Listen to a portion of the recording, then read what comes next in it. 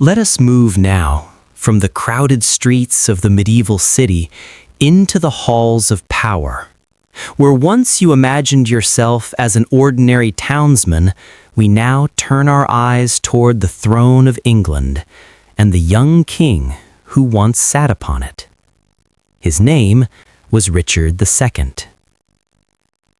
Richard was not born to rule in ordinary times.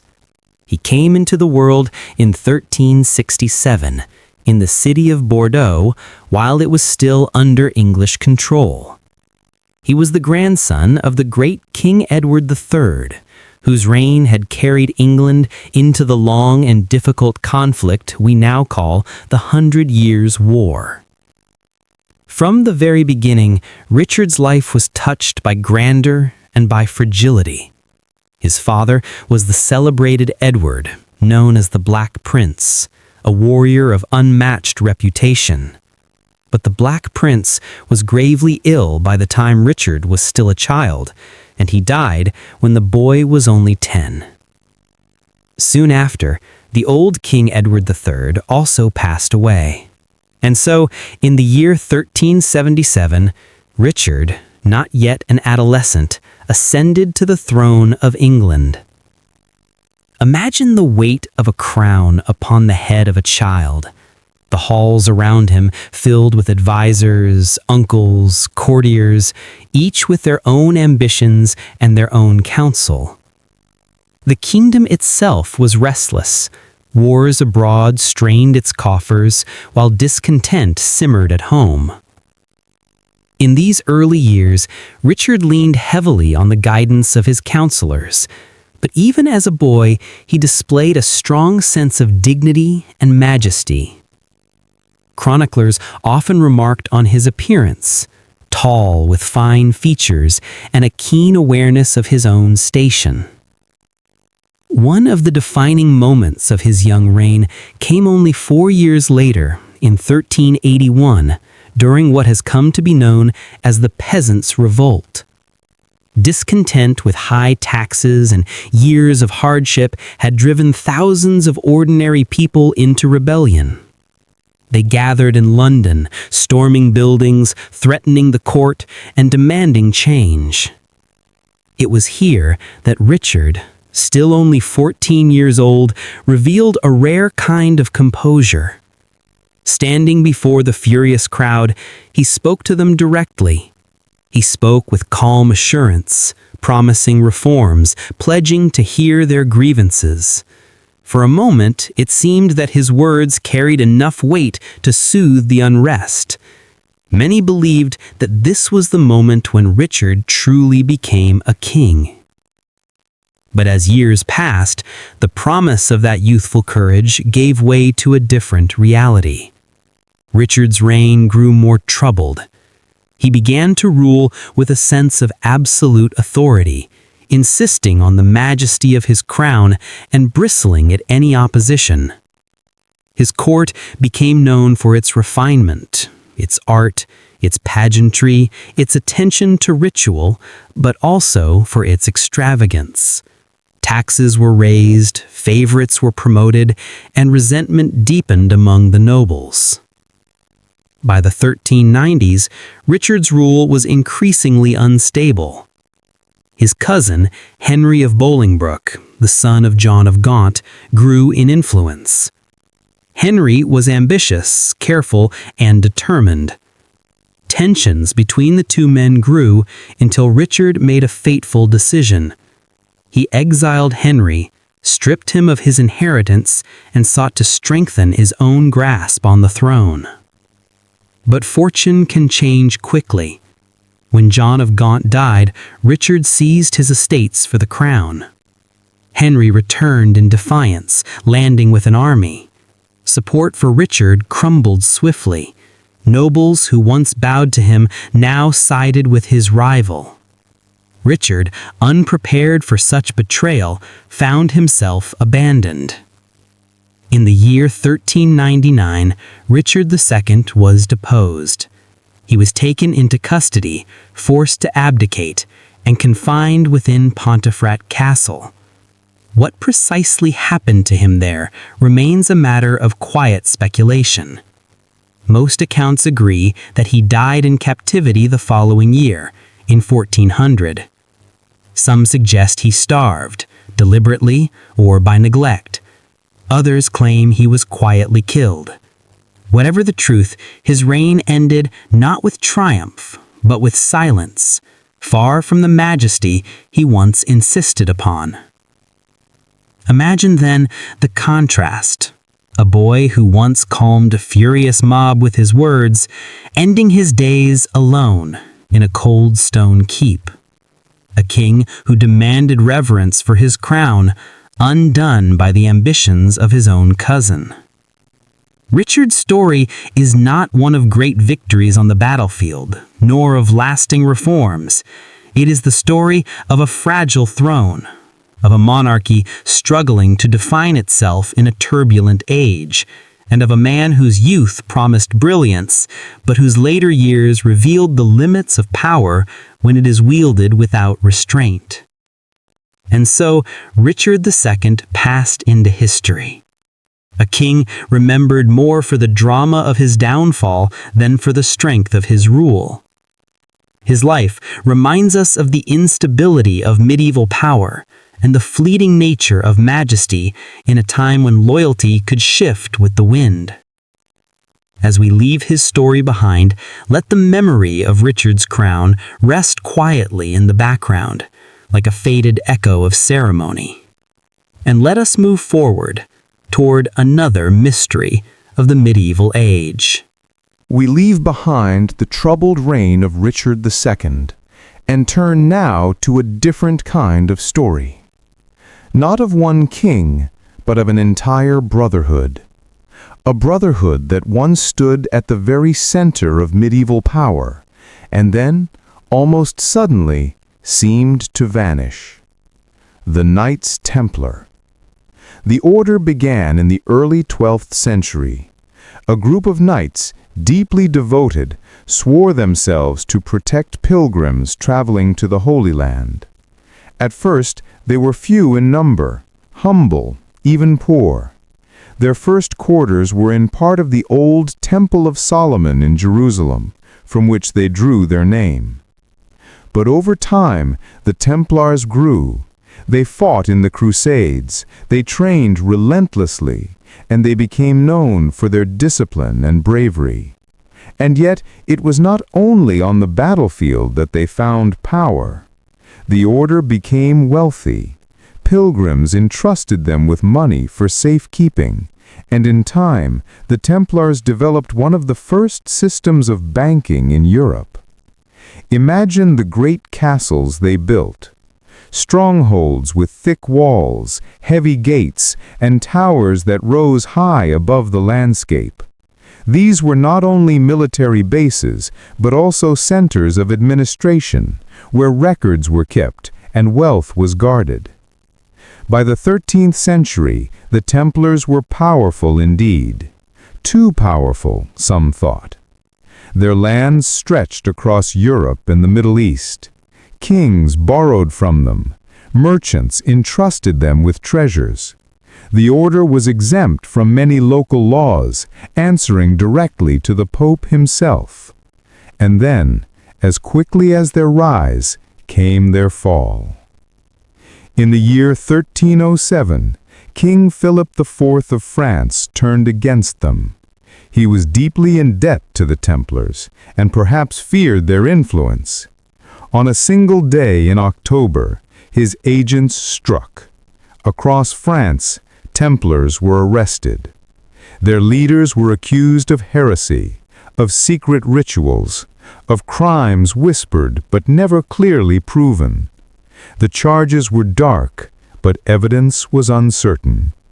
Many today believe the accusations were a pretext, a way for Philip to erase his debts and seize their wealth. Over the next years, the order was dismantled.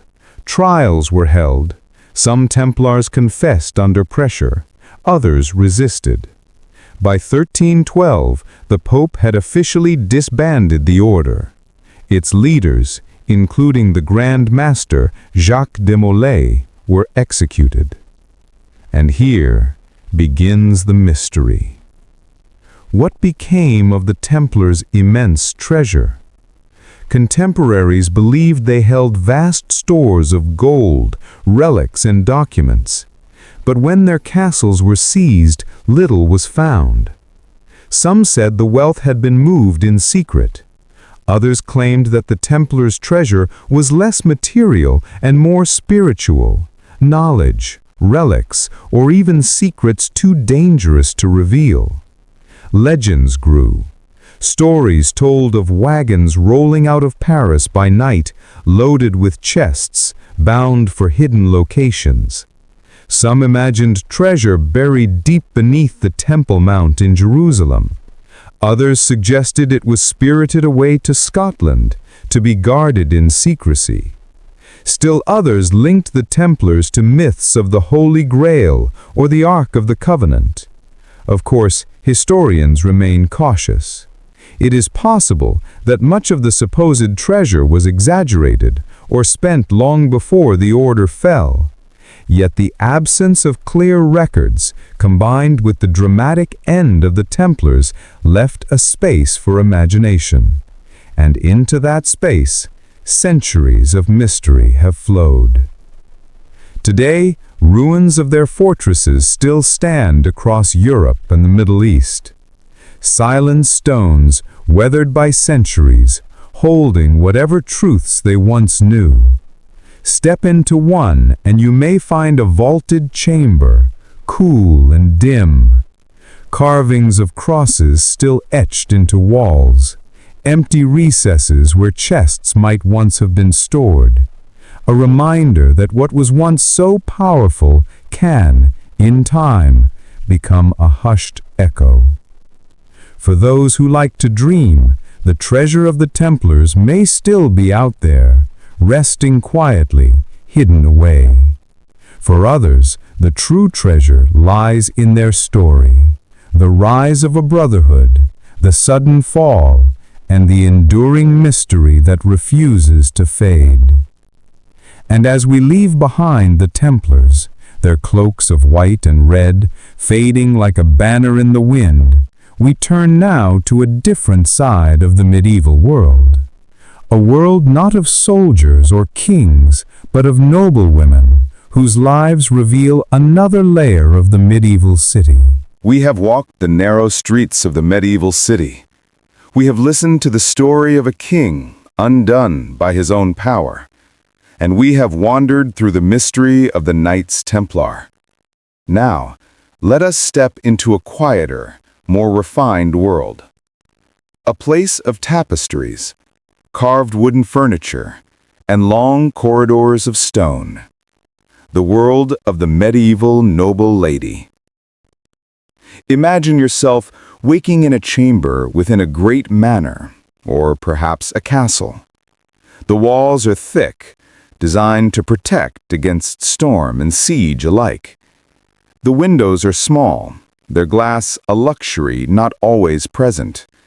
Instead, oiled cloth may cover the opening, letting in a softened, filtered light. Your bed is far grander than the straw mattress of the townsfolk. A heavy wooden frame with ropes stretched tight to hold a thick mattress stuffed with wool or feathers. Curtains hang from the canopy, both to give privacy and to keep out drafts. When you rise, the air is cool, even in summer, for castles are seldom warm. Servants attend you, helping to dress you in layers of linen, wool, and sometimes silk. Colors are carefully chosen, for dyes are costly, and rich hues display status. Jewelry might be fastened, a brooch, a chain, a ring set with a stone. The weight of these items is light compared to the weight of expectation. A noble lady is always observed, always measured by the grace with which she carries herself. Breakfast is modest. Bread, cheese, perhaps a cup of warm ale or watered wine. Meals are not hurried. Conversation might flow in gentle tones, while outside the day begins with the bustle of servants, horses, and messengers. The hours that follow are filled with duties. A noble lady does not toil in fields or shops, but her responsibilities are no less real. She oversees the running of the household, ordering supplies, directing servants, ensuring that food, clothing, and provisions are properly managed. She must know how to keep accounts, to manage estates in her husband's absence, and to maintain the reputation of the family. Leisure is also part of her day, though it is often purposeful. Embroidery is more than pastime. It is craft and expression. Delicate stitches bring forth patterns of flowers, animals, or sacred scenes. Reading may be possible, if she has been taught, though books are rare and precious, often in Latin or French. Music fills the chambers too. A lute, a harp, or the steady sound of voices in song. Beyond these walls lies the greater duty of marriage. For noblewomen, unions are rarely matters of personal choice. They are alliances, carefully arranged to bind families together, to secure land, wealth, or political influence. A young noblewoman may find herself wed to a man decades older, or sent to a distant estate far from the place she once called home. Motherhood is central. The bearing of children is expected and often frequent. Yet it is fraught with risk. The comforts of nobility cannot always shield against the dangers of childbirth or the illnesses that sweep through halls as they do through towns. A noble lady's life, though privileged, is never free from shadow. Evenings bring gatherings, a great hall filled with flickering torchlight, long tables spread with meats, stews, breads, and sweetmeats. Jesters or musicians provide gentle entertainment. The noble lady sits among her peers, her place determined by rank, her manners observed by all. Here she must balance grace with caution, speaking enough to be engaging, but never too freely to invite scandal. And when the hall grows quiet again, and the castle settles into the stillness of night, she returns to her chamber. The heavy door closes, the curtains are drawn around the bed, and within those stone walls, in the silence broken only by the wind, she rests. A day in the life of a medieval noble lady is one of contrasts, surrounded by luxuries unimaginable to most, yet constrained by duty and expectation. A life lived within walls both protective and confining. A rhythm steady, deliberate, and deeply bound to family, to faith, and to the fragile balance of power. And as we reflect on her world, we see another face of the medieval age.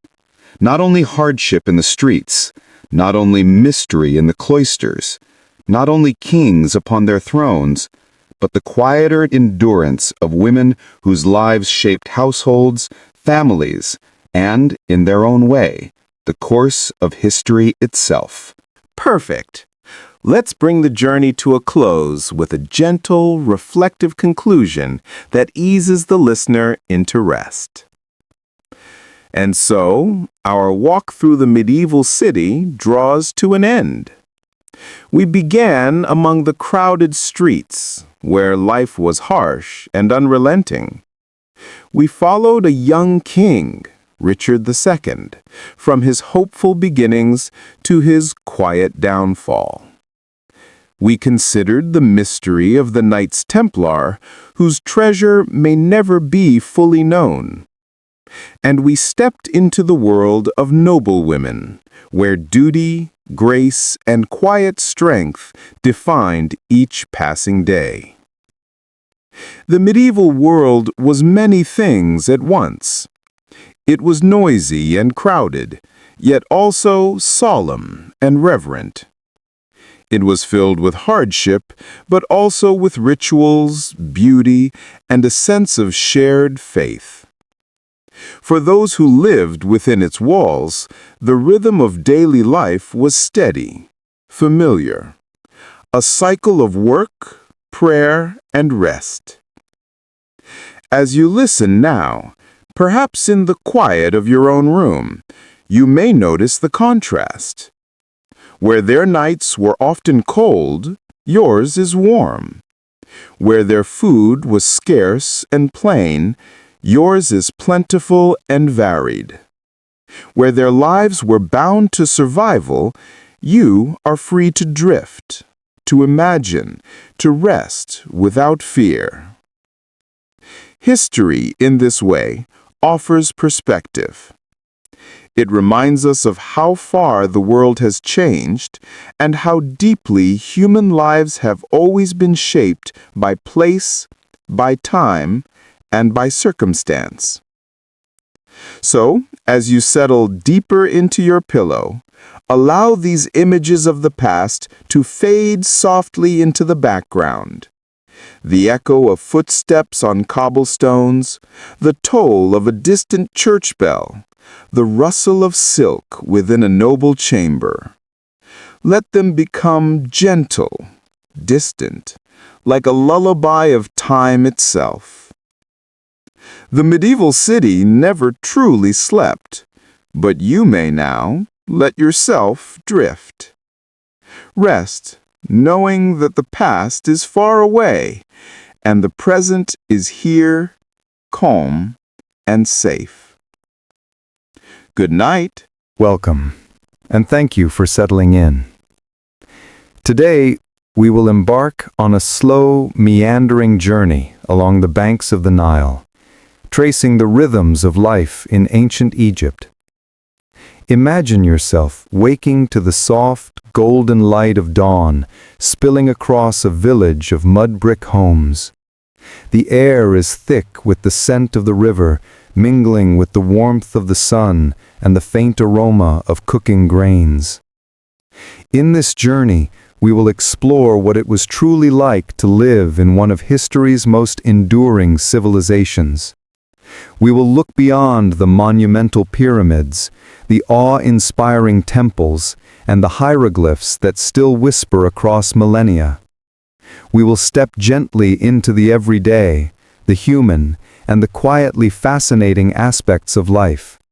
The labor, the rituals, the simple pleasures, and the small struggles. Through 4 distinct segments, we will immerse ourselves in daily life, follow the paths of notable figures, unravel some lingering mysteries, and contrast the lives of commoners with those who walked among the elite. The rhythm will be steady, the narrative unhurried, and the focus softly illuminating the textures of the past.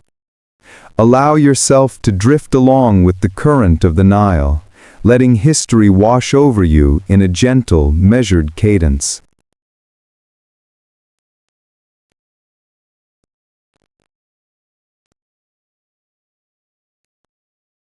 Now imagine yourself walking slowly through the sunlit courtyards of Amarna, the city that rises from the sands as if it had always been part of the desert itself.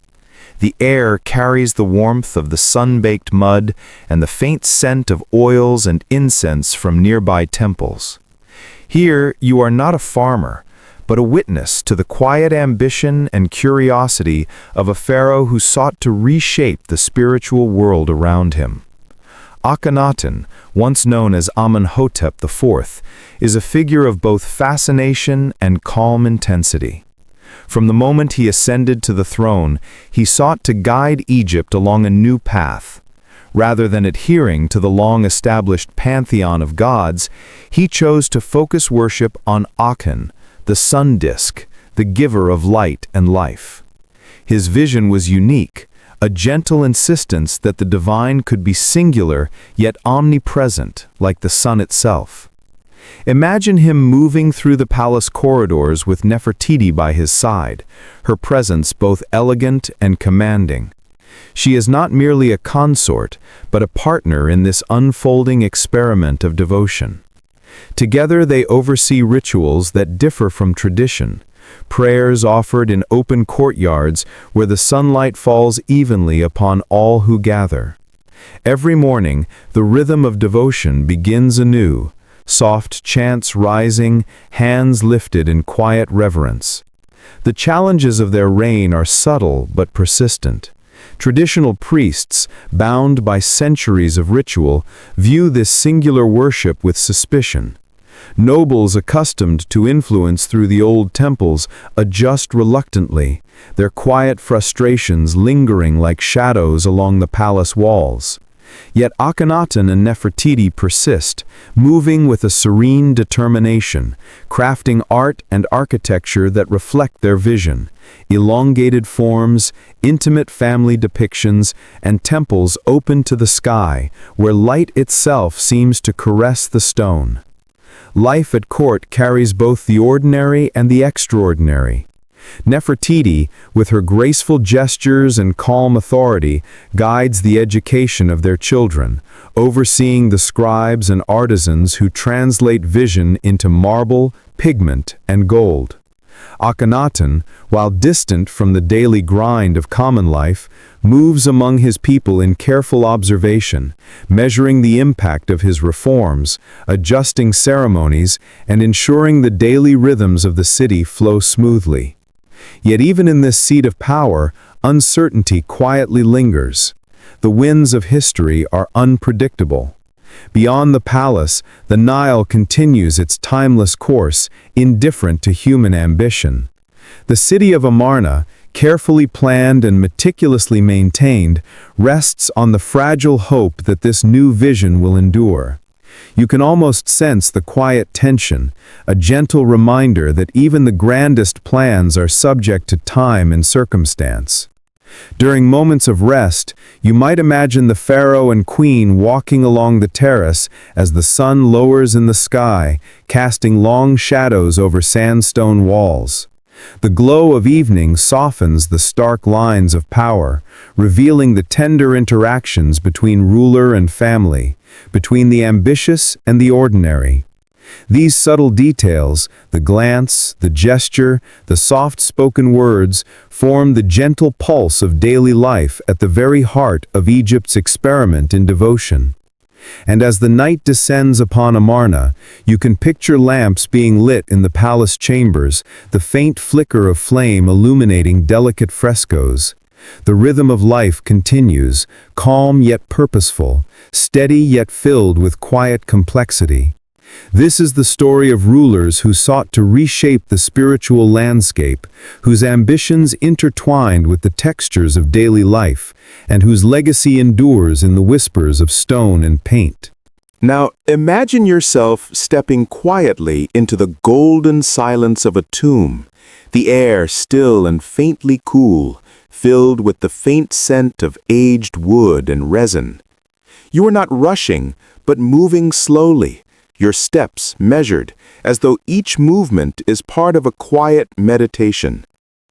This is the resting place of Tutankhamun, the boy king, whose life was brief, yet whose legacy has captured the curiosity of countless generations.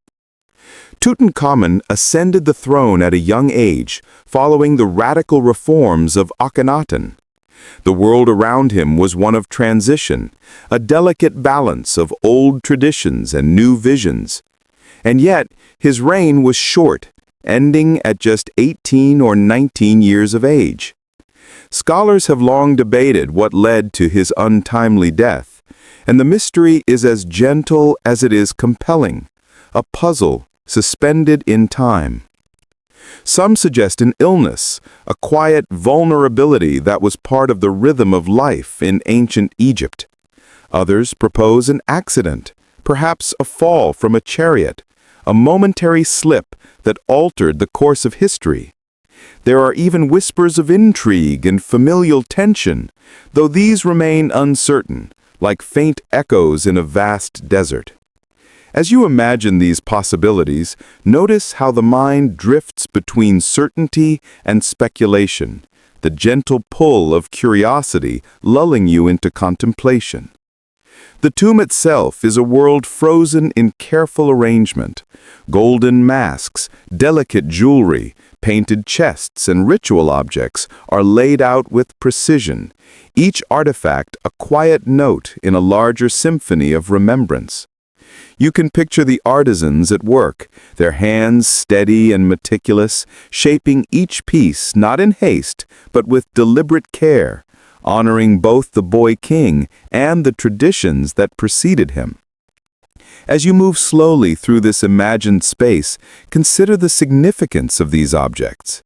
Each tells a story of reverence, of belief in the afterlife, of the desire to preserve identity and memory. Even the smallest amulet, the tiniest painted figure, carries with it the weight of centuries, a soft whisper of care and devotion. This is history at its most intimate. Not the battles or the politics, but the quiet attention given to ensuring that life, though fleeting, was honored and remembered. The mystery of Tutankhamun's death reminds us that life, even for those in positions of prominence, is fragile. Yet within that fragility lies fascination, a gentle intrigue that invites reflection. Imagine the scholars and archaeologists of later generations uncovering these treasures, piecing together clues with patience and care, each fragment a soft echo from the past.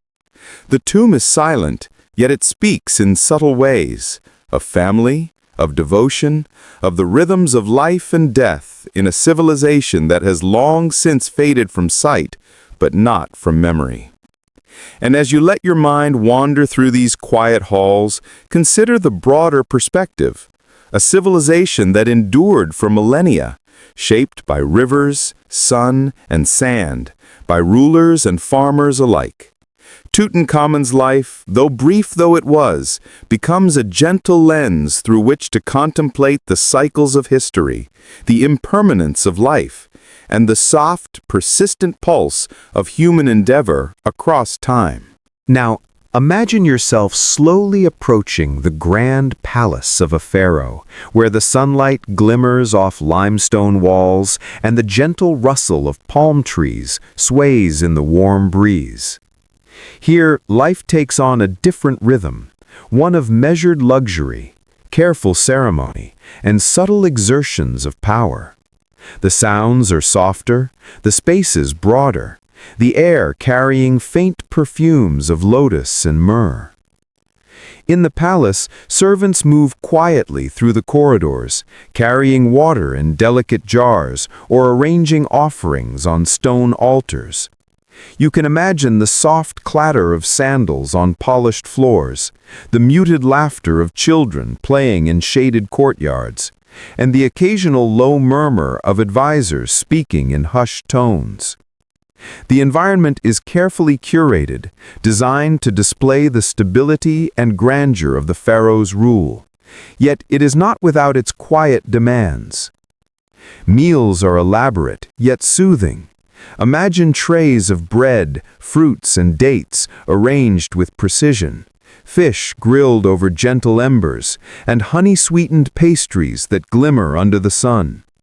The preparation itself is a rhythmic process, repeated daily, echoing the care and consistency that define palace life. Every object has a place, every action a subtle purpose, creating a world that is calm, ordered, and deliberate. Beyond the tangible comforts, there is the structured flow of duties and rituals. Pharaohs would rise with the sun, receive homage from officials, and perform rituals designed to honor the gods and maintain cosmic order.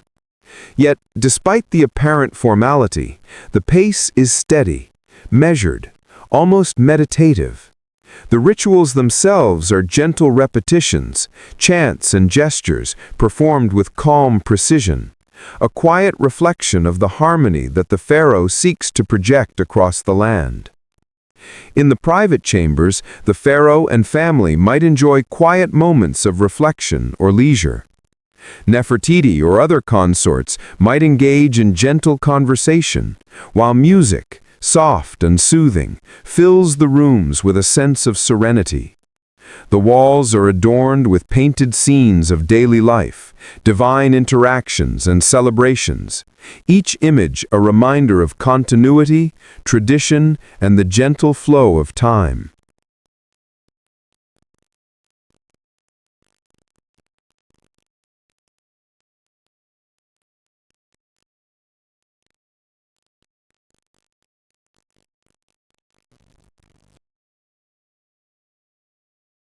Hey guys, tonight we're going to travel back, way back, to ancient Mesopotamia, where the first scribes began their long, ink-free, clay-covered careers. Picture it? The air is warm, the riverbanks smell of damp reeds, and every surface seems to be coated in a thin layer of dust that no broom has ever conquered. You're standing in the middle of a bustling settlement, a few thousand years before Netflix, before pizza delivery, before even the idea of socks as we know them. You're here to learn what it felt like to live the life of a Babylonian scribe. Spoiler: it's a lot less glamorous than it sounds, and you probably wouldn't survive the first week, unless you really enjoy clay dust permanently embedded in your fingernails. So, before you get comfortable, take a moment to like the video and subscribe, but only if you genuinely enjoy what I do here. And if you're feeling generous, drop your location and local time down in the comments. I love knowing where everyone is listening from. Now, dim the lights, maybe turn on a fan for that soft background hum, and let's ease into tonight's journey together. You start by squinting against the early morning sun, which is already bouncing off the mud brick walls around you. The Tigris and Euphrates rivers are never far, which means the air carries that earthy, watery smell of silt. Somewhere in the distance, a goat is bleating in a voice that sounds suspiciously like your uncle calling you for dinner. You brush it off and step into the dusty streets of Babylon. Or, depending on the century, perhaps Ur or Uruk. Cities here have a knack for springing up and collapsing like sandcastles at high tide. The first thing you notice about scribes is their status. They aren't kings, priests, or warriors, but they hold a quiet power. When the king wants a law recorded, it's the scribe who presses it into clay. When a merchant lends a sack of barley to a neighbor, it's the scribe who notes it down, ensuring nobody forgets later. Historians still argue whether scribes were respected more for their brains or resented for their nitpicky attention to detail. Imagine being the ancient equivalent of that one co-worker who insists on correcting everyone's grammar in emails. The main tool of your trade is not a pen, not ink, but clay. Endless clay. You dig it up, knead it until it's pliable, and flatten it into small, palm-sized tablets. Each one is a little sticky rectangle of potential knowledge, or potential boredom, depending on whether you're writing about epic poetry or sheep rations. Fun fact, some of these tablets are still perfectly readable today. Meanwhile, your modern grocery list from last week has already been lost to the void. Once you've prepared your tablet, you pick up your stylus, a trimmed reed, sharpened into a wedge. You press it into the clay at careful angles, creating lines and triangles. This wedge-shaped writing, cuneiform, is basically the original font. It's not cursive or block letters. It's more like trying to play Tetris with a stick. And yes, you'd better get it right the first time, because erasing means smudging clay with your finger until the whole thing looks like a failed pottery project. The role of the scribe stretches across everything: tax records, religious hymns, kingly decrees, shopping lists, and even the occasional love poem. Your job description is both accountant and novelist, with a dash of bureaucrat. It's like being forced to write receipts all day, only sometimes your receipts turn into literature. And unlike modern office jobs, You don't get a coffee machine, just water jars that may or may not have yesterday's mosquito still floating inside. The great irony, while kings and priests strutted around visibly in ceremonies, it was the scribes who kept their legacies alive. Without someone scratching their names into clay, those rulers would be as forgotten as last week's dream. Yet for all that importance, scribes didn't exactly live like royalty. You weren't driving the latest chariot or feasting on roasted gazelle every night. You probably had a modest mud brick home, a diet heavy on bread, onions, and beer. Yes, beer. It was safer than water, and you might need a mug or two after spending 10 hours counting goats that never stayed still long enough to tally. Here's the quirky tidbit. Archaeologists have found school tablets showing practice exercises. Some are covered with neat, careful symbols, but others, not so much. Imagine a 4,000-year-old notebook where a student clearly gave up halfway, carving lazy, crooked wedges like, "Yeah, whatever, I'll just wing it." At least kids haven't changed much. Historians still argue whether these sloppy tablets were tolerated as beginner mistakes or if the teacher marched the student outside for a good scolding and maybe a chore involving an extra heavy water jug. Hey guys, tonight we're going to travel back, way back, to ancient Mesopotamia, where the first scribes began their long, ink-free, clay-covered careers. Picture it. The air is warm, the riverbanks smell of damp reeds, and every surface seems to be coated in a thin layer of dust that no broom has ever conquered. You're standing in the middle of a bustling settlement, a few thousand years before Netflix, before pizza delivery, before even the idea of socks as we know them. You're here to learn what it felt like to live the life of a Babylonian scribe. Spoiler: it's a lot less glamorous than it sounds, and you probably wouldn't survive the first week, unless you really enjoy clay dust permanently embedded in your fingernails. So, before you get comfortable, take a moment to like the video and subscribe, but only if you genuinely enjoy what I do here. And if you're feeling generous, drop your location and local time down in the comments. I love knowing where everyone is listening from. Now, dim the lights, maybe turn on a fan for that soft background hum, and let's ease into tonight's journey together. You start by squinting against the early morning sun, which is already bouncing off the mud brick walls around you. The Tigris and Euphrates rivers are never far, which means the air carries that earthy, watery smell of silt. Somewhere in the distance, a goat is bleating in a voice that sounds suspiciously like your uncle calling you for dinner. You brush it off and step into the dusty streets of Babylon. Or, depending on the century, perhaps Ur or Uruk. Cities here have a knack for springing up and collapsing like sandcastles at high tide. The first thing you notice about scribes is their status. They aren't kings, priests, or warriors, but they hold a quiet power. When the king wants a law recorded, it's the scribe who presses it into clay. When a merchant lends a sack of barley to a neighbor, it's the scribe who notes it down, ensuring nobody forgets later. Historians still argue whether scribes were respected more for their brains or resented for their nitpicky attention to detail. Imagine being the ancient equivalent of that one co-worker who insists on correcting everyone's grammar in emails. The main tool of your trade is not a pen, not ink, but clay. Endless clay. You dig it up, knead it until it's pliable, and flatten it into small, palm-sized tablets. Each one is a little sticky rectangle of potential knowledge, or potential boredom, depending on whether you're writing about epic poetry or sheep rations.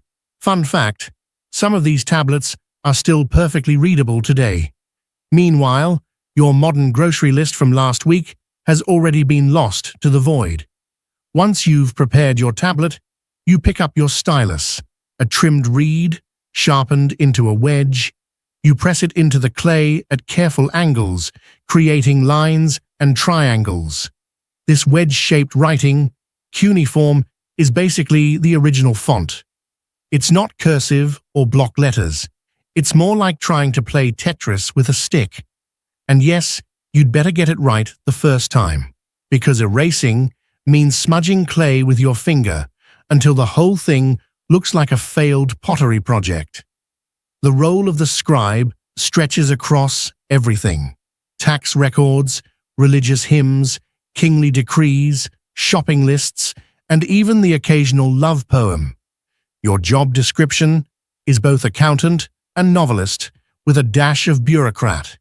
It's like being forced to write receipts all day, only sometimes your receipts turn into literature. And unlike modern office jobs, you don't get a coffee machine, just water jars that may or may not have yesterday's mosquito still floating inside. The great irony: while kings and priests strutted around visibly in ceremonies, it was the scribes who kept their legacies alive. Without someone scratching their names into clay, those rulers would be as forgotten as last week's dream. Yet for all that importance, scribes didn't exactly live like royalty. You weren't driving the latest chariot or feasting on roasted gazelle every night. You probably had a modest mud brick home, a diet heavy on bread, onions, and beer. Yes, beer. It was safer than water, and you might need a mug or two after spending 10 hours counting goats that never stayed still long enough to tally. Here's the quirky tidbit. Archaeologists have found school tablets showing practice exercises. Some are covered with neat, careful symbols, but others, not so much. Imagine a 4,000-year-old notebook where a student clearly gave up halfway, carving lazy, crooked wedges like, "Yeah, whatever, I'll just wing it." At least kids haven't changed much. Historians still argue whether these sloppy tablets were tolerated as beginner mistakes, or if the teacher marched the student outside for a good scolding and maybe a chore involving an extra heavy water jug. You walk through a courtyard where other scribes sit hunched over, scratching away. The sound is faint but constant, the soft tap-tap of stylus into clay. It's oddly soothing, like rain hitting a window, except instead of raindrops, it's thousands of tiny triangles embedding themselves into human history. Every now and then, someone sighs deeply, stretches their back, and mutters something under their breath that you're glad you don't understand. Scribe humor is probably as bad as modern accounting jokes. As the sun climbs, you notice the way light glints off drying tablets laid out on racks.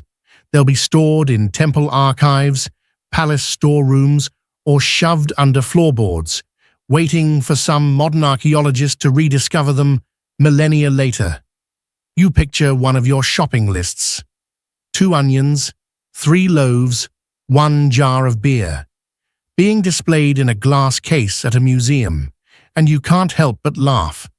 Imagine a tourist paying $10 to see your reminder to buy onions. By now, you're starting to understand the peculiar balance of power scribes held. You aren't glamorous, but you are indispensable. Without you, kings can't boast, priests can't collect offerings, and merchants can't cheat each other. You are the human hard drive of your society. And though clay dust coats your hands and your back aches from endless hunching, you also carry a quiet satisfaction. You're literally writing the first pages of history. Of course, whether you'd actually survive this job is another question. Between the endless clay dust, the lack of ergonomic chairs, and the daily risk of sunburn, you'd probably call it quits by lunchtime. But don't worry, you're here only for the story, and there's plenty more of it waiting as your day unfolds in Mesopotamia. You're barely settled into your role as a new Babylonian scribe, before reality sets in. This wasn't a career you just wandered into by accident. Becoming a scribe required years of schooling. And if you thought modern students had it rough, wait until you find yourself in the tablet house, the Adaba, where apprentices learned to carve the written word. You wake at dawn, dragging your tired feet across packed earth, clutching a lump of clay the way a modern student might carry a backpack stuffed with overdue assignments. Inside the Adaba, the air is dry, the walls smell of baked mud, and the teacher, stern as a stone statue, waits with a reed stylus in hand. Not for writing, mind you, but for pointing, correcting, and occasionally smacking the desk for dramatic effect. You sit cross-legged with a dozen other children, each trying not to look too terrified. The first lessons: memorize symbols.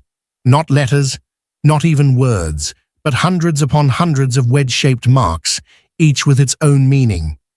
Some represent sounds, some whole words, others abstract ideas. It's like learning hieroglyphics, except instead of birds and eyes, you're stuck with combinations of triangles.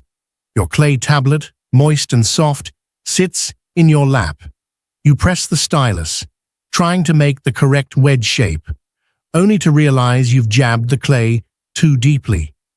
The teacher leans over, frowns, and mutters something under his breath. Congratulations, you've just failed your first assignment. To fix it, you smear the clay flat again, leaving behind a sloppy mess that looks like oatmeal. Modern erasers suddenly feel like a miracle. Apprenticeship wasn't just about copying neat rows of symbols. It was about repetition, endless repetition. You practice writing the word for barley 20 times, then goat, then temple tax.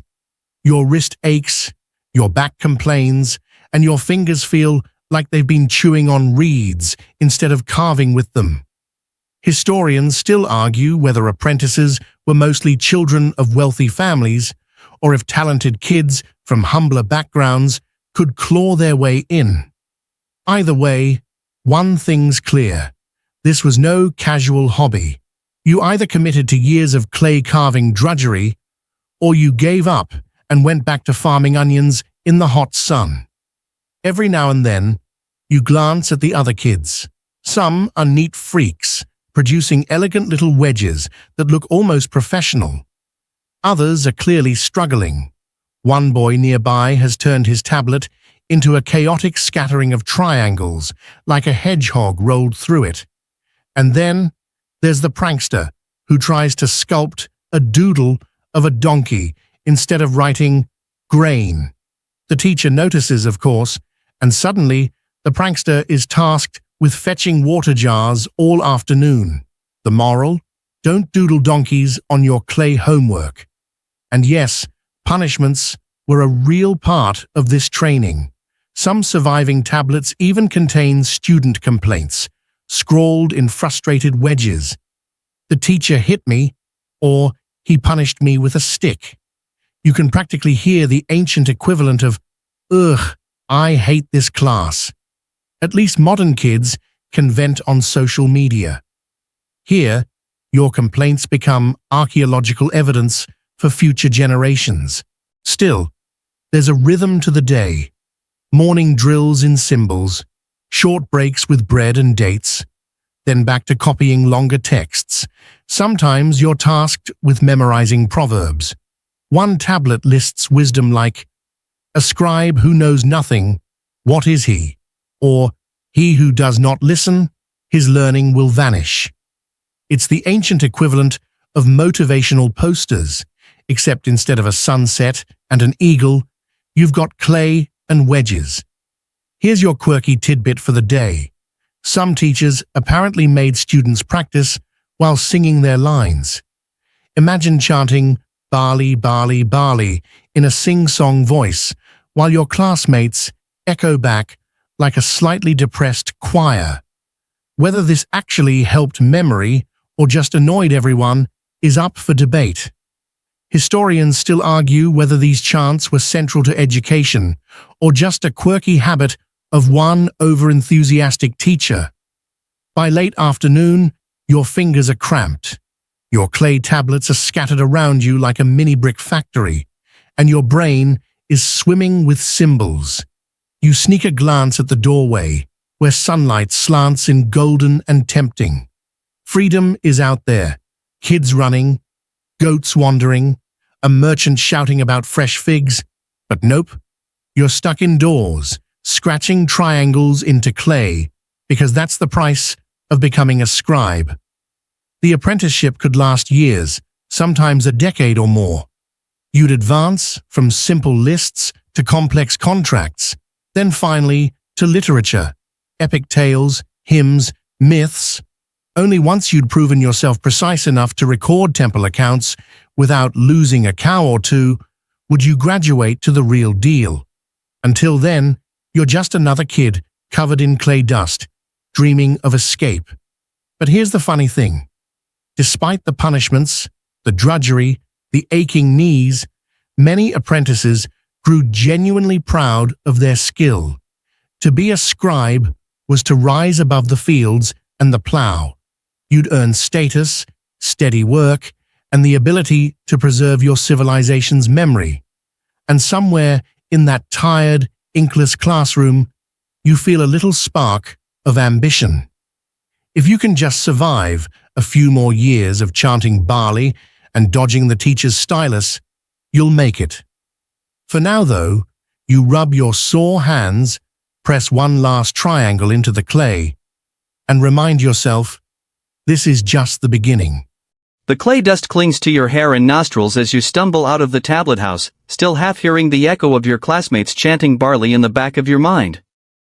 At last, you get a glimpse of the wider world, the place where your skills will actually matter. The city of Uruk wakes up with you, buzzing with a rhythm that feels both chaotic and oddly familiar, like a farmer's market crossed with rush hour traffic. The morning begins before the sun even clears the horizon. You rise on a reed mat in your family's modest mud brick home.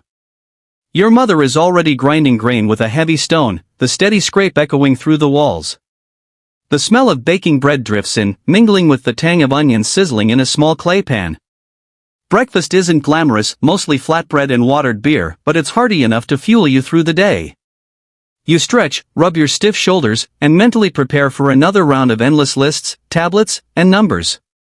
Stepping into the street, you're immediately hit by a wall of sound. Donkeys bray in protest as merchants load them with sacks of barley. Potters bang clay jars together, advertising their sturdiness by clanging them like drums. A baker shouts about fresh loaves, and a brewer tempts passers-by with frothy jars of beer. The air smells like a blend of yeast, manure, and smoke, an aroma that might make a modern visitor wrinkle their nose but to you just says, home. Your job as a junior scribe starts early. Today, you're stationed at the temple granary, where carts full of grain roll in from the countryside. Farmers arrive sweaty and dusty, leading donkeys with bulging saddlebags. Each delivery needs to be weighed, counted, and recorded because heaven forbid anyone accidentally forgets how much grain they owe. You settle on a stool, spread a damp tablet across your lap, and begin the tedious but vital process of pressing wedges. The system is precise. Marks for numbers, marks for barley, marks for goats, marks for silver. It's like inventing spreadsheets, except you don't get autofill to copy the formulas down. You press wedge after wedge, listening to farmers argue with the overseer about whether that last basket was full or just a little light. One man insists the donkeys must have eaten some on the way, which sounds suspiciously convenient.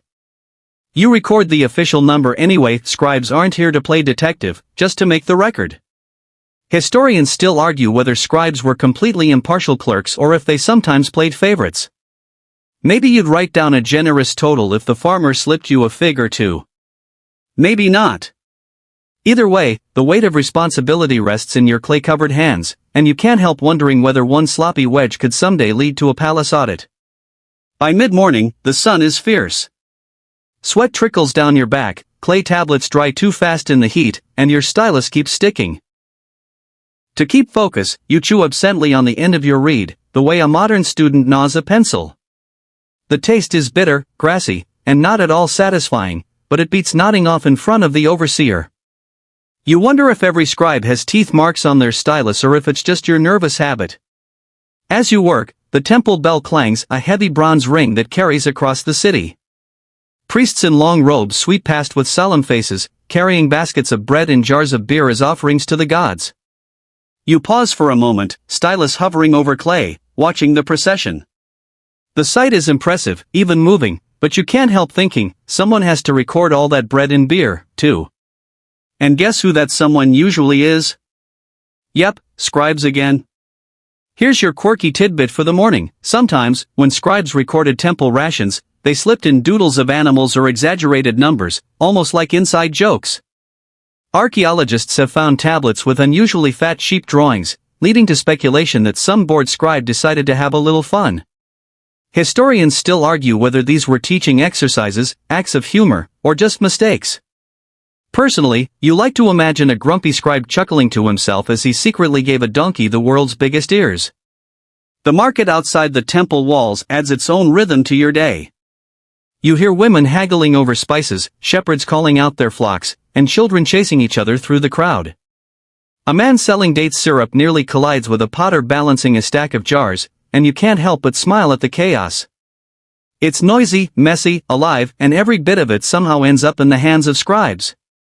By midday, your stomach growls. You trade a quick mark on someone's tally for a crust of bread and a sip of beer. The bread is chewy, the beer thick and almost porridge-like. It fills you up, even if it doesn't exactly taste like fine dining. You wipe your mouth on your sleeve, stretch your legs, and then get back to it, more donkeys, more grain, more clay. The afternoon drags, shadows lengthen, and your stylus hand cramps. You pause to flex your fingers, glance around, and imagine for just a moment what life might be like if you weren't a scribe. Maybe you'd be a farmer, your back bent under the sun. Maybe a potter, your hands shaping jars instead of symbols. But then you remember, those jobs don't carry the same quiet prestige. They don't give you the chance to carve your mark into history, literally. And so, as the sun sets in a blaze of orange and red, you finish your last tablet of the day. You stack it carefully with the others, brush clay dust from your lap, and feel a tired but undeniable pride. You may not be a king or a warrior, but without you, none of them would have a legacy. Your morning in Uruk might have ended with aching hands and a pile of dusty clay, but the day isn't over yet. As the city slips into its afternoon rhythm, you return to what makes or breaks every scribe, the tools of the trade. Without them, you're just a person staring at lumps of mud. With them, you're a magician turning dirt into memory. First, the stylus. You pick up a fresh reed from the bundle near your workbench. Reeds grow thick along the riverbanks, buzzing with dragonflies and croaking frogs. You slice the reed at an angle with a small knife until the tip is sharp and wedge-shaped. This is your pen, though it feels more like a tiny chisel. The cut has to be just right. Too blunt and your symbols blur. Too sharp and you risk gouging the clay. You test it against your thumb. Perfect. Every scribe swears by his stylus, and you're no exception. Some prefer a wider wedge, others a narrow one. A few obsessive types keep 3 or 4 on hand for different strokes, like artists swapping brushes. You, however, chew on yours like it's a stick of sugarcane, which horrifies your teacher but calms your nerves. The result? Your stylus tip sometimes has tiny teeth marks, an archaeological clue for future generations about your questionable habits. Then comes the clay itself. You scoop it from the riverbank, heavy and cool in your hands. Mixed with just enough water, it becomes pliable, ready to receive the stylus. Too wet and your wedge marks smear. Too dry and the surface cracks before you finish your sentence. You knead the clay, fold it, press it flat, then slap it into a neat tablet shape. It's messy work, and your fingernails are permanently rimmed with gray. Somewhere in the future, people will pay money for spa mud treatments, but for you, it's just another Tuesday. The smell of wet clay lingers everywhere, earthy, slightly sour, like a damp cellar. You smooth the surface, feeling its cool weight in your palms, and there's a strange comfort in the ritual. Historians still argue whether scribes prepared their own tablets every time or if apprentices did most of the grunt work. Either way, you find yourself muttering, would it kill someone to invent paper already? You don't just write on clay tablets, though. Sometimes wax-coated boards or even stone are used for important inscriptions. But clay dominates daily life because it's cheap, abundant, and accidentally durable. Once dried or baked, these tablets outlast almost anything. Fire destroys buildings, floods wash away walls, but those little clay blocks endure. You laugh to yourself. Your to-do list might be around longer than the king's palace. As you settle into your seat, you think about the archives. Whole rooms stacked with tablets, shelves groaning under the weight of recorded grain counts, contracts, and hymns. Walking through one feels like wandering into a mud brick library where every book is heavy, square, and written in triangles. It's impressive, yes, but also a nightmare if you ever misfile a tablet. Imagine needing one specific receipt from 3 years ago and having to sift through piles of clay blocks. You suspect some poor apprentice is still looking. Here's your quirky tidbit. Some scribes carved practice tablets shaped like little lentils, no bigger than your palm. Archaeologists find them scattered like ancient stress balls. You imagine a student fiddling with one in class, tossing it in the air, then hastily scribbling on it when the teacher walks past. Historians still argue whether these mini tablets were genuine exercises or just toys. Either way, they'd fit neatly in your pocket if Mesopotamian tunics had pockets, which sadly they don't. The tools also shape your body. After years of pressing reeds into clay, your fingers develop calluses, your knuckles ache, and your posture becomes a permanent hunch. You rub your shoulders, trying to straighten your spine, but the relief never lasts. There's a joke among scribes. We write the laws that straighten others, but none that straighten us. It gets a polite chuckle every time, mostly because everyone is too tired to laugh properly. The sun dips lower, shadows linger across the workshop, and you're still at it, preparing tablets, sharpening reeds, carefully stacking your day's work. The steady rhythm of press, lift, becomes almost meditative. You slip into a trance, half aware of your surroundings, the drone of insects outside, the creak of a door, the faint laughter of children playing in the street. In that quiet repetition, you almost forget your aching back. Almost. Sometimes you wonder if anyone will ever read these tablets again. Will your neat wedge marks sit forgotten in a temple cellar? Or will someone centuries later find them, brush away the dust, and marvel at your perfect barley symbol? The thought both comforts and unnerves you. It's like whispering into the future with no idea who will listen. At last you read phrase, splitting into useless strands. You toss it aside with a sigh, grab another from the bundle, and sharpen it once more. Clay dust settles into the folds of your tunic, your fingers ache, and you can't help thinking, tomorrow you'll be right back here, doing it all again. Yet for all the monotony, there's a quiet satisfaction in mastering these tools, in bending earth and reed into the language of your world. The clay dust might be settling on your tunic, but the work of a scribe is only warming up. After all, you aren't carving triangles for the sheer joy of making your hands ache. Your job is the invisible engine that keeps the entire Babylonian economy ticking along. Without you, the flow of barley, silver, goats, and beer would dissolve into a chaos of who owes what.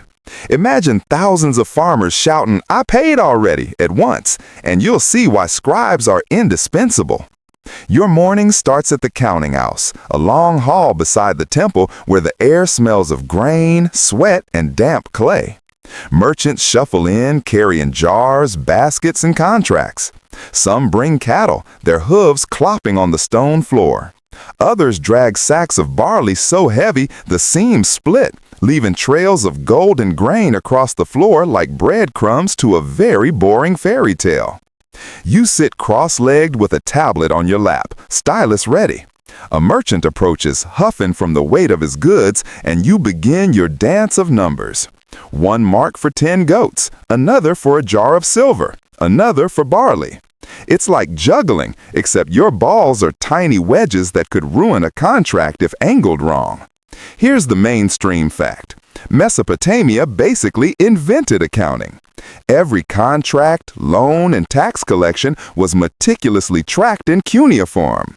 That's right, before people wrote epic poetry or love letters, they wrote receipts. Humanity's first words weren't "I love you," but "You owe me 3 jars of beer." You scrawl carefully, the clay squishing slightly under your stylus when a debate breaks out nearby. A farmer insists his goats are healthier than average and should count for more. The overseer rolls his eyes, mutters something about "a goat is a goat," and you suppress a chuckle. You just write down the number. Nobody asked for your opinion. Still, it amuses you that the ancient equivalent of "my car is worth more than the trade-in value" existed millennia ago. Not every record is dull, though. Some tablets list elaborate trade routes, merchants shipping lapis lazuli from Afghanistan, cedarwood from Lebanon, or copper from Oman. You feel a thrill at the idea that your wedges connect distant lands, like the world's first global spreadsheet. Historians still argue whether scribes truly understood the vast networks they recorded, or if they were just writing down numbers without grasping the bigger picture. But sitting there, pressing neat triangles into clay, you like to think you're part of something larger than yourself. Then there are the loans. Oh, the loans. A farmer borrows seed grain in spring, promising to repay after the harvest. You note the terms: interest at 1/3, due after so many months. If the harvest fails, well, let's just say the debtor might spend more time hoeing the temple fields than his own. You wonder how many lives hinged on the neatness of your wedges. One crooked symbol and someone could owe 3 goats instead of 2. No pressure. Quirky tidbit. Some tablets survive with what look like doodles of tally marks scratched into the margins, possibly by scribes double-checking their math. Imagine the first accountant scribbling, "Does this add up?" next to a loan contract. You grin at the thought. Ancient auditors existed, and they probably weren't much fun at parties either. The day stretches into afternoon, and the hall grows stifling. Dust swirls in the air, coating your tongue with grit. You wipe your forehead, glance at your tablet, and wonder if you'll ever stop dreaming in wedges. The repetition is endless, yet necessary. The economy doesn't care if your hand cramps. Somewhere outside, children laugh and splash in a canal, free from clay tablets. You sigh and press on. Occasionally, the overseer checks your work. He scans your tablet with narrowed eyes, nods once, and grunts approval. No words of praise, no good job, just a grunt. You take it as a win. After all, in a world where a single smudged wedge could mean a lawsuit, silence is the highest compliment. As the sun dips lower, the last merchants shuffle out, their contracts safely immortalized in clay. You stack your tablets, each one drying into permanence, and stretch your aching legs. The economy will keep moving tomorrow because of you. No fanfare, no applause, just the quiet pride of knowing every goat, jar, and sack is accounted for. And as you trudge home, clay dust sticking to your skin, you can't help but laugh at the absurdity. Thousands of years from now, someone in a museum will peer at your neat wedges under glass and whisper, "Look, the first accountant." The workday might be over, but your duties as a scribe don't stop at balancing goats and tallying grain. Every so often, the overseer drops a different kind of assignment in your lap, one that feels almost indulgent compared to columns of numbers. Today, you're tasked with copying a story. And not just any story, but one of those grand, sweeping epics that makes your cramped reed stylus hand feel like it's part of something bigger than ledgers and loans. You sit cross-legged on the floor of the tablet house, fresh clay balanced on your knees. The stylus hovers, and you press the first wedge. Gilgamesh. The name itself feels heavier than barley counts or temple taxes. You've heard the tale recited by priests before, sung in slow, rhythmic chants by storytellers in the square. Now, it's your job to trap those words in clay, one careful triangle at a time. The story unfolds as your stylist dances. Gilgamesh, king of Uruk, mighty but flawed. He battles Enkidu, wrestles with gods, searches for immortality. As you carve, you wonder if kings secretly squirm reading these stories. After all, not every king comes out looking wise. Historians still argue whether scribes wrote these epics as state propaganda or as subtle critiques of their rulers. You press your wedges with a tiny smirk, imagining Gilgamesh himself sitting in the audience, arms crossed, muttering, "That's not how it happened." Here's a quirky fact. Archaeologists have found practice tablets where apprentice scribes copied lines from epics but got distracted halfway through, leaving half-finished sentences or random symbols that look suspiciously like doodles. Maybe one apprentice got bored during the flood story and thought, "Nope, I'm done with this rain business." You sympathize. Writing about gods smiting humanity can be less thrilling after 4 hours of clay pressing. Yet, there's something hypnotic about the rhythm. Line after line, you feel yourself pulled into the tale, as though the wedges themselves are whispering. Your stylus taps against clay in steady beats, like a drum accompanying the narrative. Outside, donkeys bray, children laugh, merchants argue. But inside the tablet house, you're in the cedar forests with Gilgamesh, battling the great Humbaba. The best part? Every so often, the story sneaks in a detail so mundane it makes you laugh. Lists of gifts to gods, descriptions of banquets, or how many jars of beer were consumed after a battle. You pause, chuckling softly, because even in legends, it always comes back to food and drink. Maybe humanity hasn't changed that much after all. Of course, the clay has its own limits. Unlike parchment or paper, it doesn't allow for sprawling prose. You press a few lines, smooth the surface, and realize you need another tablet. The Epic of Gilgamesh stretches across a small mountain of clay, each tablet heavy enough to knock someone unconscious if dropped. You imagine a poor apprentice carrying a stack of them and tripping in the street, epic tumbling everywhere. The gods might not appreciate that. The pride in copying these stories is real. While numbers keep the city running, it's the stories that give it soul. You think of future generations, scribes like you, apprentices yet unborn, reading your careful wedges and feeling connected to the same characters. It's a strange kind of immortality, one Gilgamesh himself would have envied. The tablet dries slowly, the wedges crisp against the clay surface. You blow a little dust away, satisfied with the neatness of your work. Tomorrow, you might be back to counting goats, but tonight, you've walked beside kings and gods. You've turned soft mud into legend. And as the last light of day filters into the tablet house, you realize something quietly profound. Numbers may hold the world together, but it's stories that keep people awake. Or, in your case, gently send them to sleep. After the intensity of palace and temple work, it's a relief to spend a day in the marketplace, observing the ebb and flow of ordinary life. You stroll through narrow streets where vendors call out their wares: baskets of figs, jars of date syrup, coils of wool, and shiny clay pots stacked precariously like miniature towers. The smell of fresh bread mixes with the tang of fish from the river, and the occasional clatter of a donkey cart makes you flinch, wishing the roads were quieter. As a scribe, your role here is subtle but crucial.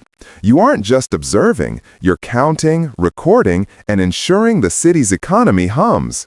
You jot down the number of goats sold, barrels of beer traded, and bundles of grain moved from one stall to another. Your wedge marks flow smoothly into clay tablets, almost like musical notation. Historians still argue whether scribes in marketplaces acted purely as recorders or sometimes influenced trades with small adjustments, favoring friends or family. You secretly hope your numbers are impartial, but you can't resist adding a tiny flourish, a wedge shaped like a little goat, just for fun. The sights and sounds are a sensory feast. Children run barefoot between stalls, chasing stray chickens, their laughter mingling with the calls of hawkers advertising herbs, spices, and the occasional exotic fruit. You smell roasted onions sizzling over small fires and the sweet, sticky aroma of date cakes. Occasionally, a vendor waves a coin at you, trying to distract you from your tally. You shake your head, stylus in hand, amused. You may be in the middle of trade, but the temptation of bribes seems universal, even in 2000 BCE. Quirky tidbit: some tablets show scribes doodling caricatures of unruly customers, small goat-like figures with exaggerated ears, or men with absurdly large hats.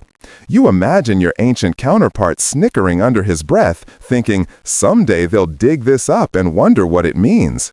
Historians still argue whether these sketches were mere boredom or subtle social commentary. You like to believe they were a bit of humor to keep the day light.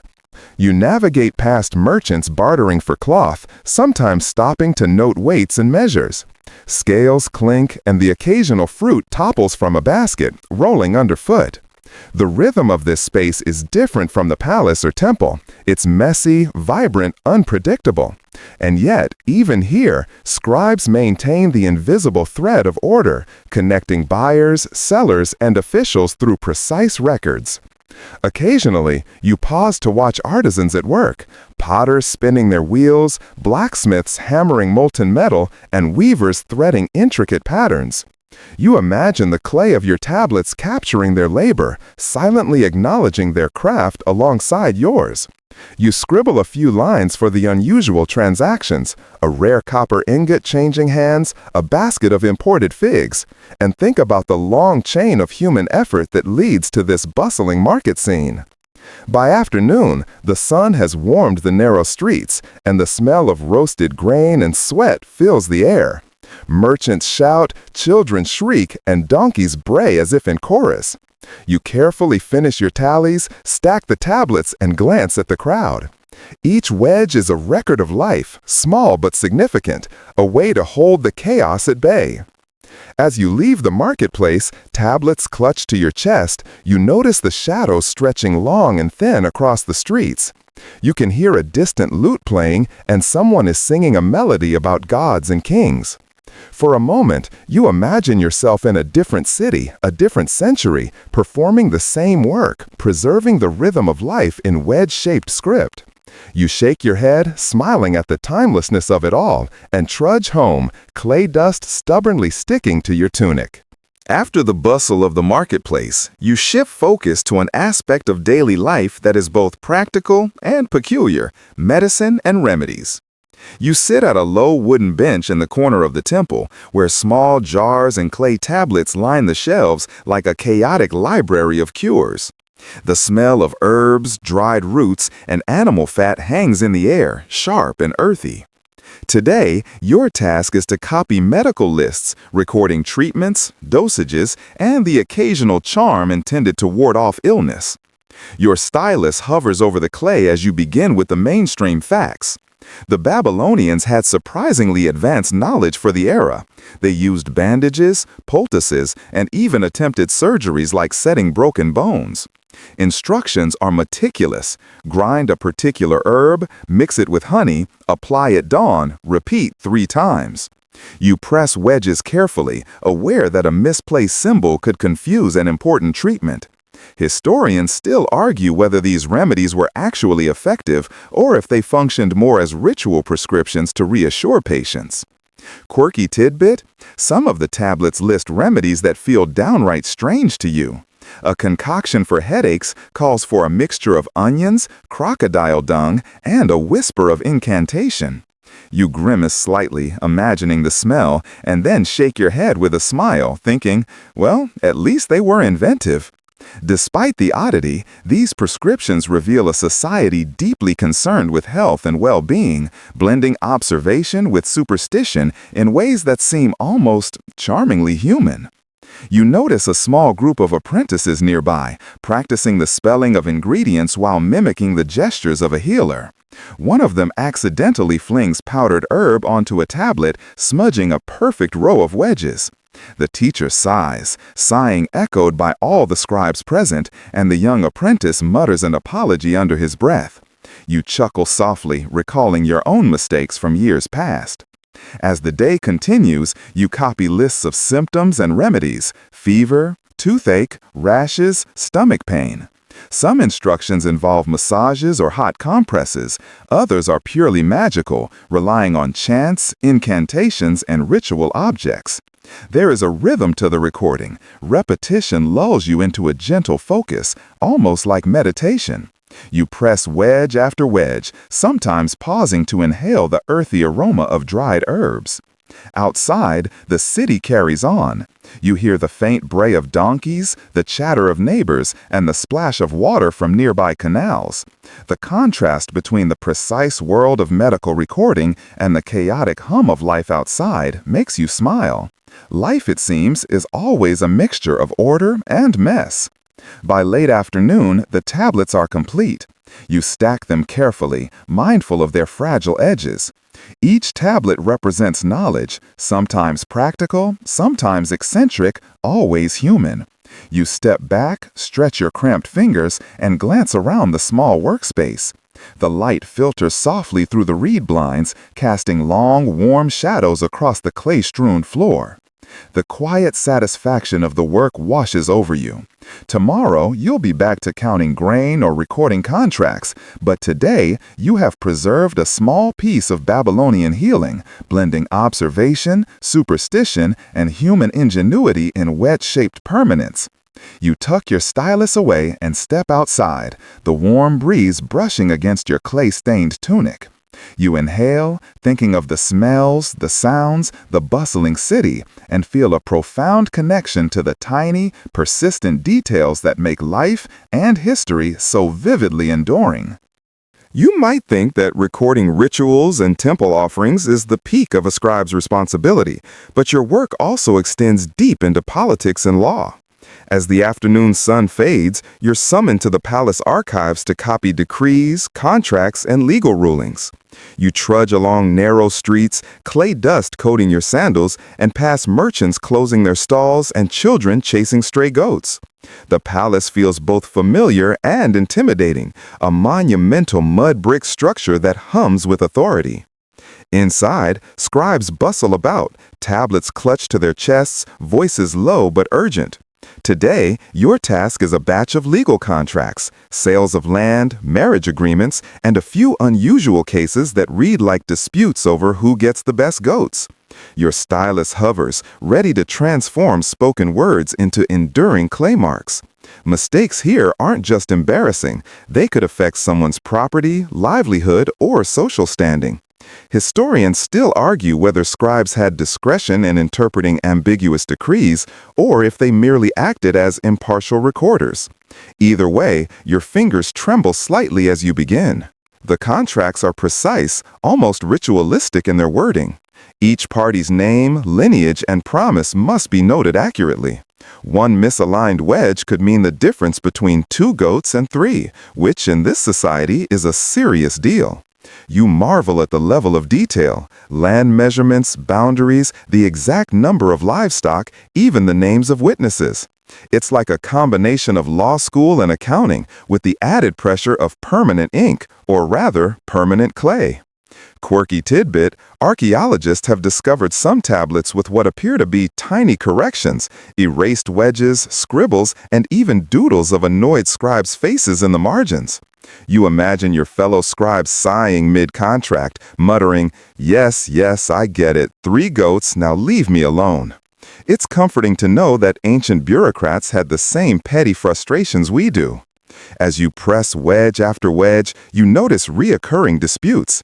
Neighbors squabbling over shared irrigation channels, merchants trying to claim more than their fair share of grain, even a case where a man attempted to sell his donkey twice.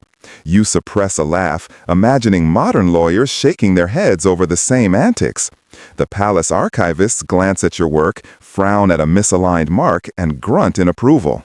That's the closest you'll get to a compliment today. Politics isn't limited to contracts, of course. Kings issue edicts on tax rates, festival dates, or military levies, and scribes are the conduit. You copy these decrees with precision, feeling the weight of authority in every wedge. Miswriting could lead to misunderstandings, riots, or worse. You pause, imagining a confused farmer reading an incorrect tax tablet and throwing his barley into the river in protest. While you write, you notice the smell of ink lamps burning nearby and the distant clatter of guards pacing. The air is tense but rhythmic, like a quiet orchestra of administration. You trace each wedge slowly, savoring the tactile satisfaction while remaining acutely aware that this is history in motion. By evening, your stack of completed tablets grows tall, each one a permanent testament to disputes, resolutions, and social order. You feel a quiet pride. Without scribes, kings could issue decrees into a void, contracts would dissolve into arguments, and civilization would be a messy, unrecorded chaos. You brush your hands off, noting that tomorrow you'll return to this same room, same stylus, same clay, continuing the delicate balance of law, politics, and memory.